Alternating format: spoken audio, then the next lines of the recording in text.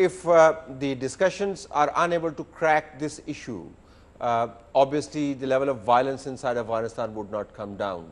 We are already looking at incredible numbers that have been put out. This has been the most violent year in Afghanistan's recently recorded history in terms of casualties. It's absolutely devastating. So the level of violence doesn't come down, acquisitions remain what they are. So I'm just looking at the way forward between the new government in Pakistan and your government. Of course, you've got elections coming up as well. Where do you see hope, a substantive hope?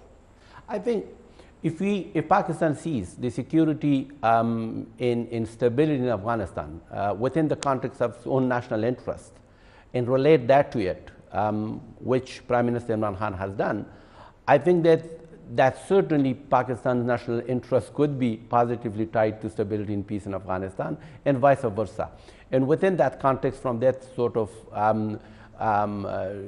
supporting peace and stability, not as a sympathy or not as a just brotherly thing, but as a matter of own national interest, that is when it indeed would become believable, and indeed we would, I think, be pushed from within to take steps that are required and needed to respond again to the situation that is on the ground in Afghanistan, and they certainly have affected Pakistan in the past, and it is no doubt is going to affect it in the future as well if it continues as such. How do you look at the role of the US in all of this? There is a point of view that ever since Trump administration announced the South Asia policy that US has towards Afghanistan and other countries of the region, violence has been scaled up.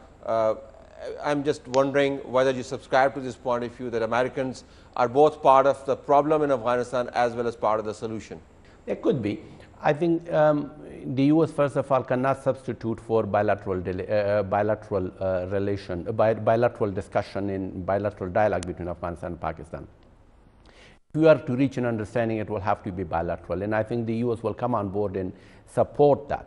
So the role that the US should be playing, and that we should create an environment for the US, would be one of support rather than sort of facilitating, because facilitation in the past has not been very successful, and in the future it's not going to be successful either.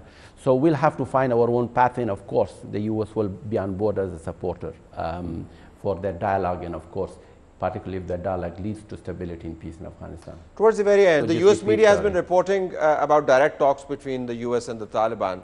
Are you in a position to affirm that, or if so, you think that's one way to probably crack the problem in Afghanistan?